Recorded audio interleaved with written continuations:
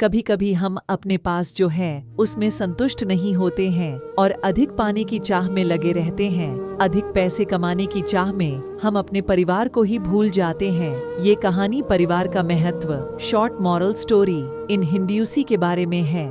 सेठ धनीराम एक धनी व्यापारी थे जो हमेशा पैसे कमाने में लगे रहते थे, लेकिन अक्सर अपने परिवार पर पर्याप्त ध्यान नहीं देते थे। उनकी पत्नी, जिनका नाम सुशीला था, उन्हें यह समस्या बार बार दिखाती थी। वह कभी कभी अपनी हवेली के सामने रहने वाले मजदूर मोहन और उसके परिवार की खुशी देखकर उलाहना देती। तुम हमेशा काम में लगे रहते हो, तुम्हें न अपनी फिक्र है और न ही परिवार वालों की। मोहन के परिवार को देखो, कितना खुशहाल है इस पर। सेठ धनीराम ने ठंडे दिल से जवाब दिया, मोहन कभी 99 के फेर में नहीं पड़ रहा, वरना इसकी सारी हंसी और मस्ती चली जाती।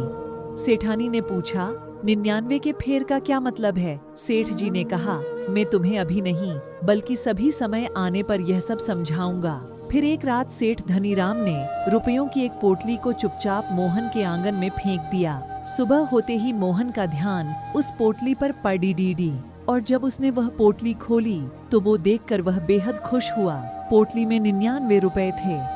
सभी परिवार के सदस्य, बच्चों से लेकर बड़ों तक ने उस पोटली के रुपयों को गिनने लगे। सभी विचार करने लगे कि इसमें जो 1 रुपया कम है उसे भी कमाकर 100 रुपए पूरे कर लिए जाएं। इस प्रक्रिया में सबने मिलकर मेहनत करने का निश्चय किया और पैसे बचाने के लिए संकल्प लिया।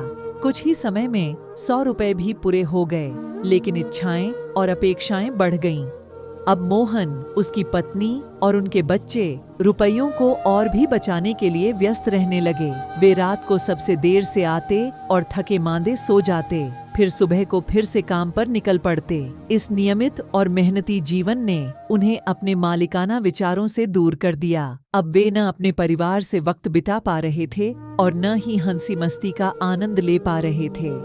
एक दिन जब सेठ जी ने उनके इस परिवार के परिवर्तन को देखा तो उन्होंने सेठानी से कहा, इसे ही कहते हैं 99 का फेर। सेठ धनीराम के अनुसार अधिक पैसे पाने की तमन्ना से हम अक्सर अपनी खुशियों को भूल जाते हैं।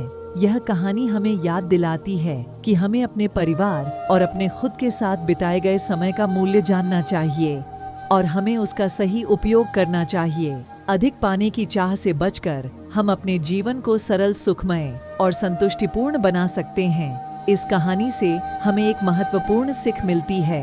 व्यक्ति को अधिक पाने की चाह बिल्कुल नहीं रखनी चाहिए। वास्तविक सुख और चयन उसी में है जो हमारे पास है। अगर आपको हमारी स्टोरी परिवार का महत्व, short moral story in Hindi अच्छी लगी हो तो अपने दोस्तों के साथ भी शेयर कीजिए और कमेंट में जरूर बताइए कि कैसी लगी हमारी स्टोरी।